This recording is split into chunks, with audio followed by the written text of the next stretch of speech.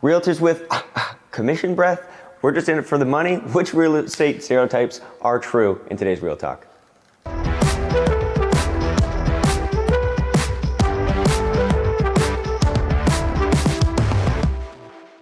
Today we have the wonderful Colleen. Thanks for coming on, Colleen. Thanks for having me, Peter. Colleen, the topic today is stereotypes with realtors, and we're going to go through a few of them and dispel them or confirm that they're maybe true if there are some.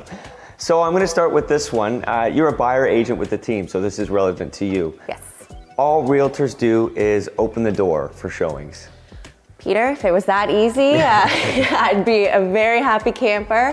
It is, it's a lot more than just opening the doors. I mean, there's a lot going into the whole background of the work before we can even get to the stage of opening that door. So, I mean, for us, we need to understand our clients' needs. We need to understand what their end goal is before we even bring them to that first home. So, just opening the door would be a great way to make a living, but unfortunately there's much more before that, and then continuing after that with additional negotiations. Maybe there's 15 doors we're opening for them, you never know. So how long would you say it takes you maybe from prep to post showing? How much time do you need to devote to each showing, would you say, in general? Sure, so for each showing, for my clients at least, we are doing diligent work ahead of time. So we're not just printing off the MLS, but we're doing a full review of that home. So making sure that the criteria matches their needs, but also going further than that. So we're looking up comps that have recently sold in that area. We are looking up other active listings in that area for comparison reasons as well. So, preparing for that listing or the appointment, anywhere probably about an hour ahead of time, and that's just sitting on the computer and making sure that this is really going to meet their needs and their expectations. Yeah, and you're doing all the prep work ahead of time. You're showing up a few minutes early. You're usually going through the house first to turn on all the lights and make sure that you're familiar with all the mechanicals, and then you've got follow-up, and there's a lot that goes into each and every showing. Sure, there are realtors that do just open the door in some cases, but the vast majority of the time there's a lot of background work involved. Absolutely. Okay, next. Don't need realtors with today's technology. Yes, so technology is fantastic and it is a wonderful resource for all buyers and sellers to use. However, I like to say it's like playing a game without knowing the rules. That's a great way to put it, yeah.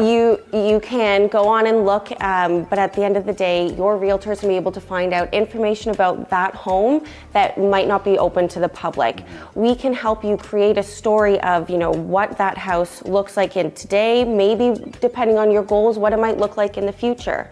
And there's a lot of subtext missing from the listing. You can't find out why the property next door might have expired the listing, or why this one sold for asking, or why this one was particularly slow. All of that narrative is why people go to realtors, because unfortunately that's information that's kind of tough to put online. It's kind of happening in real time. Absolutely.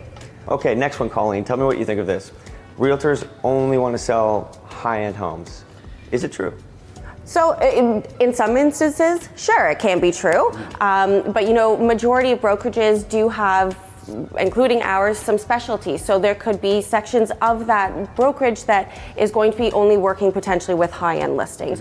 Or we'll have, different sections that might be working with first-time home buyers. So each brokerage may have a little bit of their different sort of niche.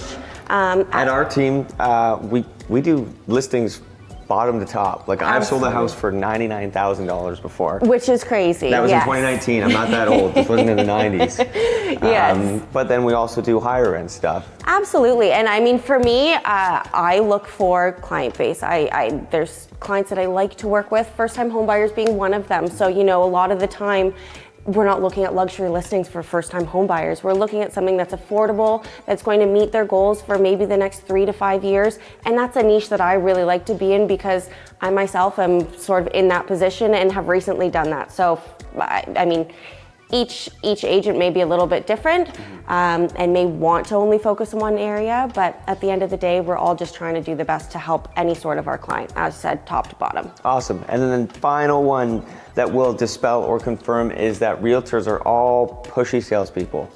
All right, so yes, there are some pushy salespeople out there. However, I would say that is not what the average realtor is. Our goal at the end of the day is to be helping our clients, guiding them in the best way possible for what they want to accomplish. I think realtors wear a lot of hats. We, sometimes, buying agents, listing agents, representing, all types of different people from all different backgrounds.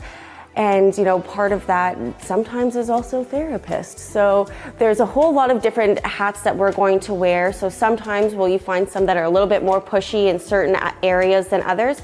For sure.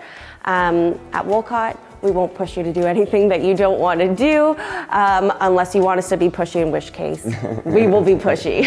Yeah, I would say there definitely are pushy salespeople in real estate, but in my experience, it's a very short-sighted way of doing things. At our team, yeah, we're looking to build relationships with people, and over top of commission, the referrals and the reviews are what push the business along. And pushiness doesn't really jive with that style of working. Plus, in real estate, that's how you get people into trouble, when you convince them to do something that they didn't really want to do, and then that's where the regret kind of sinks in any of issues down the road in the transaction. Yes. So a very short-sighted way of doing business, I would say. Absolutely. Awesome. Yep. Well, Thanks. That's enough stereotypes for me for today. Thank you very much for coming on, Colleen. Thanks, Peter. Thanks, everyone.